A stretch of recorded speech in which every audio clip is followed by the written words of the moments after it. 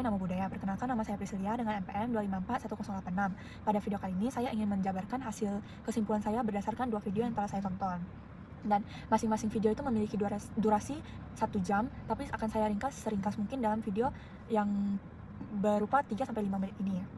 Nah, jadi video pertama yang saya tonton itu adalah bagaimana cara kita mengingat masa lampau kita, atau bagaimana cara mengetahui kelahiran kembali kita. Yang pembicaranya sendiri adalah dari Romo Cornelis Powor. Di video kali ini kita diajarkan kalau dalam sudut pandang agama Buddha ada yang namanya reinkarnasi atau kelahiran kembali, dan semua makhluk hidup yang belum mencapai titik penerangan pasti akan lahir kembali terus-menerus, dan ini tidak bisa kita hindari kecuali kita sudah mencapai penerangan sempurna. Nah, namun kebanyakan orang atau makhluk hidup tidak akan mengingat apa sih yang terjadi di mereka di masa lampau. Dan menurut Romo Cornelis Powor ada 4 metode yang bisa kita coba terapkan untuk mengingat masa lampau kita. Nah, dan yang pertama itu adalah dengan bantuan seorang indigo atau kita sendiri yang menjadi seorang indigo. Nah, indigo ini apa? Indigo ini kemampuan seseorang untuk menerawang hal-hal yang tidak semua orang bisa lihat dari menggunakan indera keenam mereka. Normalnya tiap manusia itu punya 5 indera, tapi indigo ini punya 6, dan gak semua indigo itu bisa melihat masa lampau mereka dengan secara jelas. Mereka harus memiliki kemampuan atau indera 6 yang kuat. Dan yang kedua adalah melalui pengalaman pribadi kita sejak kecil, dan kebanyakan ini mungkin kita gak bakal sadarin karena sewaktu kita kecil, imajinasi kita ini kan lagi berkembang-kembangnya, dan mungkin dari sana kita bisa teringat tentang beberapa peristiwa yang kita lalui di masa lampau. Tapi tentunya karena dipengaruhi usia yang masih muda, kita tidak terlalu memperdulikan dan menganggap itu hanya bagian dari imajinasi kita.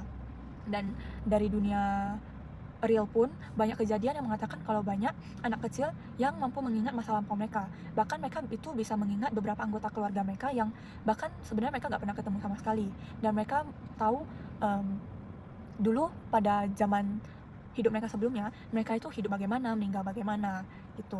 Dan yang ketiga itu adalah dengan menggunakan metode hipnotis. Jadi metode hipnotis ini, disclaimer, gak akan bisa dipakai untuk siapapun, karena gak semua orang itu pandai menghipnotis. Harus ada ilmu-ilmu di bawah alam sadar yang dipelajari untuk menghipnotis seseorang. Dan di luar negeri sana pun saya pernah beberapa kali melihat video-video di mana seorang hipnotis menghipnotis seseorang, dan mereka memancing si orang yang dihipnotis menceritakan apa aja sih yang mereka ingat di kehidupan sebelumnya, mungkin dari latar belakang mereka hidup bagaimana, meninggal bagaimana, dan sebagainya. Dan yang terakhir adalah dengan metode yang disarankan oleh agama Buddha sendiri, yaitu dengan praktik meditasi.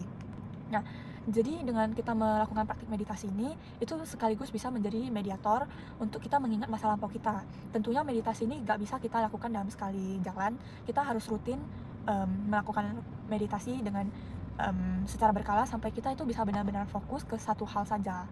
Nah, jadi kesimpulannya di video pertama itu lebih ke menjelaskan bahwa ada beberapa pendekatan atau metode yang bisa kita pakai untuk mengingat masa lampau kita. Walaupun yang kita ingat itu gak bisa secara 100%, pasti hanya berupa potongan-potongan yang sah. Nah, kalau dari video kedua itu judulnya Karma dan Pengaruhnya dalam Kehidupan, dan pembicaranya sendiri adalah Bhikkhu Utamo.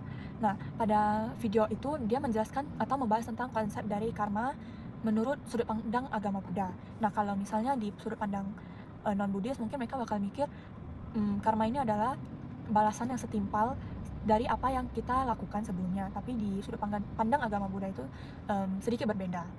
Dan di video ini dijelaskan kalau karma itu adalah tindakan mau secara baik ataupun buruk yang dilakukan oleh secara. Nah, pada video berikutnya ada yang membahas tentang karma. Judulnya itu Karma dan Pengaruhnya dalam Kehidupan Kita, dan pembicaranya sendiri adalah Bhikkhu Utamo. Jadi di video kedua ini lebih banyak membahas tentang konsep karma. Kan kalau misalnya di sudut pandang non-Buddhis, mereka bakal menganggap karma itu adalah balasan dari apa yang kita lakukan di kehidupan kita. Jadi misalnya kalau kita berbuat baik akan dibalas baik, berbuat buruk akan dibalas buruk. Tapi dalam agama Buddhis sendiri, konsep karma itu sebenarnya gak sesimpel itu. Nah, kalau karma dalam konsep Buddhis itu gimana? Nah, karma itu adalah kayak akumulasi tindakan kita, mau yang baik maupun buruk dalam kehidupan kita, yang dilakukan oleh seseorang. Dan itu bisa saja dilakukan secara sadar maupun tidak sadar, dan tindakan-tindakan ini pun yang akan menentukan atau membawa akibatnya sendiri sesuai dengan hukum sebab akibat. Jadi intinya, apapun yang kita perbuat di masa sekarang pasti akan berbalas di kehidupan depannya. Nah, kalau karma kan kita pikir bakal bersifat moral, tapi sebenarnya enggak.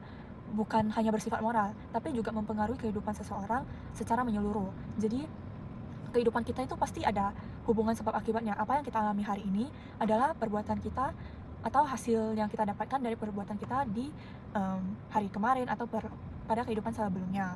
Dan ini mencakup kehidupan kita dalam segi pengalaman hidup, keadaan batin, dan kondisi eksistensinya. Dan perbuatan baik itu akan cenderung bersifat baik, dan perbuatan yang buruk akan bersifat buruk hasilnya. Tapi kalau misalnya kebanyakan orang bakal berpikir, kalau misalnya orang itu melakukan secara sengaja atau tidak sengaja gimana? Nah, balik lagi, apapun yang kita lakukan, baik sengaja atau tidak sengaja, apabila merugikan seseorang atau justru menguntungkan seseorang, kita bakal tetap dapat imbalnya, akan mendapat akibatnya. Karma sendiri itu dia sangat berperan aktif dalam kehidupan kita. Jadi, apapun yang kita alami hari ini akan membentuk kondisi kita di masa hidup kita. Dan itu bisa aja termasuk ke kehokian, tantangan, atau mungkin dari segi pembelajaran. Dan apa sih pentingnya dari kita untuk memahami konsep dari karma ini? Nah, di video ini kita ditekankan kalau dengan memahami karma, seseorang akan lebih berhati-hati dalam perbuatannya. Mereka akan berpikir lebih dalam tentang apa sih yang bakal mereka terima kalau mereka berbuat seperti ini, dan sebagainya macamnya. Nah, mungkin hanya ini yang bisa saya bagikan kepada teman-teman. Semoga apa yang saya sampaikan bisa bermanfaat dan mudah dipahami. Dan mohon maaf jika ada salah kata. Nama saya Adi Budaya, nama budaya.